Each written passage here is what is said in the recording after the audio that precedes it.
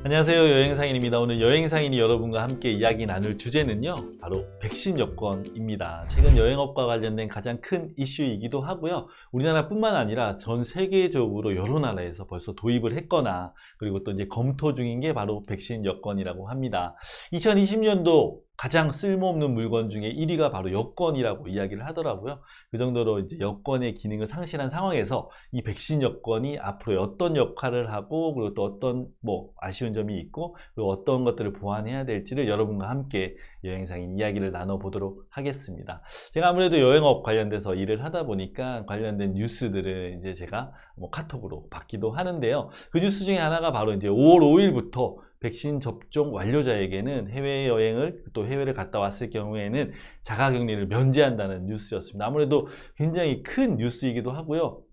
여행업과 관련된 분들에게는 큰 기대를 할 수 있는 아주 재미있는 뉴스인데, 제가 좀 더 자세히 살펴보면 정부에서는 이제 국내에서 예방접종을 완료한 2차 접종까지 완료한 그런 접종자들에게 자가격리 면제를 해준다는 좋은 소식이긴 합니다. 5월 5일부터니까 지금부터는 이제 2차 접종까지 마친 분들에게는 큰, 그리고 또 좋은 소식이 아닌가 생각을 하는데, 현재 국내의 백신 접종률을 봤을 때 5% 이제 내외이기 때문에 아직은 이런 혜택을 받을 수 있는 분들이 많지 않을 것 같고요. 2차 접종까지라고 하면 거의 1% 정도 수준밖에 안 되기 때문에 아직은 조금 더 시간이 필요할 것 같지만, 항공업계에 일하시는 분들이나 아니면 그 외에 이제 해외 출장이 좀 잦으신 분들은 이 백신 여권으로 자가격리 기간을 면제받을 수 있다는 건 아주 큰 혜택일 것 같습니다. 댓글을 좀 살펴봤는데도 여러 가지 댓글이 좋다, 나쁘다, 시기상조다, 백신이 아직은 많이 부족하지 않냐라는 이야기들이 좀 있는데, 이렇게 관련된 뉴스 그리고 또 논란들을 조금 더 자세히 살펴보도록 하겠습니다.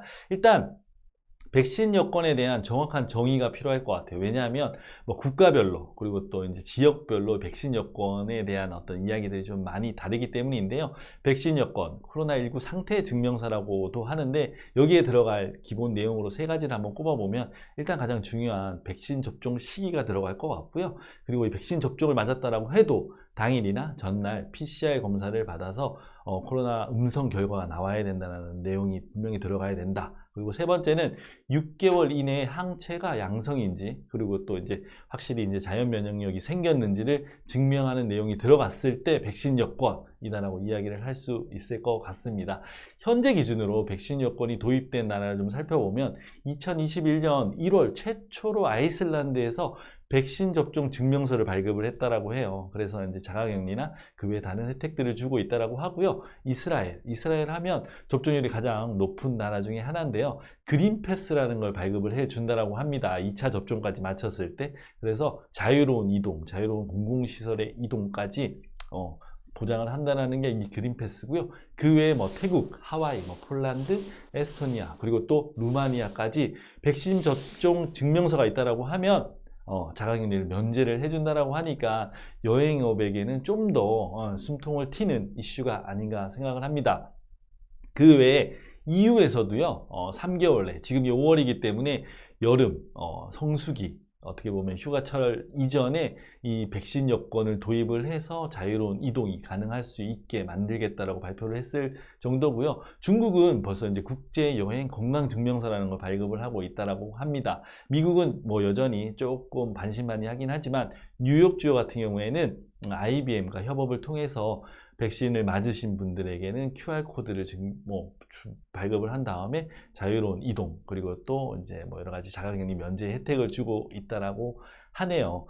이런 백신 여권들의 이야기로 많은 사람들이 기대를 하고 있지만, 여전히 반대의 목소리도 굉장히 크다고 합니다. 특히 WHO에서는 코로나 백신 여권을 반대를 하고 있고요. 이유로는 이제 윤리적인 문제, 그리고 또 실용적인 문제에 대해서 이야기를 하고 있는데, 자세히 또 내용을 좀 살펴보니까 전 세계적으로 아직 충분하게 백신 접종이 이루어지지 않았다는 이유, 오히려 이런 것들 때문에 차별이 만들어진다는 이야기가 있기 때문에 조금 반대를 하고 있다라고 하고요. 그 외에 이제 접종 면역력이 얼마나 갈지 모르는 상황에서 이 백신 여권이 또 다른 팬데믹을 만들지 않을까라는 걱정을 한다라고 합니다.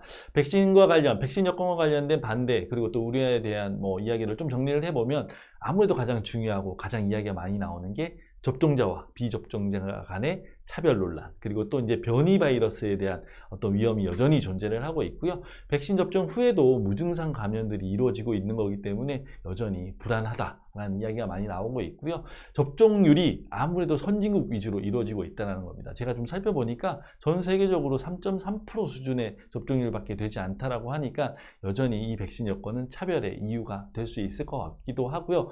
국가별로 백신을 허가한 기준이 다 다르다라고 합니다. 뭐 예를 들어 살펴보면 중국 같은 경우에는 백신 접종률이 굉장히 높다라고 하고, 그리고 이제 이후에는 감염자가 없다라는 데이터가 있더라고요. 굉장히 놀랍고 굉장히 성공 사례이기는 하지만 WHO 같은 경우에는 여전히 이걸 허락을 하고 있지 않은 이유가 임상 결과 자체를 공유를 하고 있지 않기 때문에 조금 아쉬운 부분이 있다 라는 이야기가 있는 것 같습니다. 아무래도 백신 여권 여전히 이제 도입 초기다 보니까 국제적으로 통용되고 있는 경우는 극히 드문 상황인 것 같습니다. 현재 백신 여권의 가장 주요 목적은 아무래도 각자 국가별, 지역별로 이제 내수를 활성화하기 위한 목적이라고 이야기를 하고 있고요. 제가 생각했을 때 가장 큰 이유는 백신 접종자에게 혜택을 제공하면서 접종의 거부감을 낮추기 위한 수단으로 많이 활용을 한다고 합니다. 특히 이스라엘 같은 경우는 이렇게 대놓고 노골적으로 또 이야기를 하고 있다고 하니까 참고를 해주시면 좋을 것 같고요.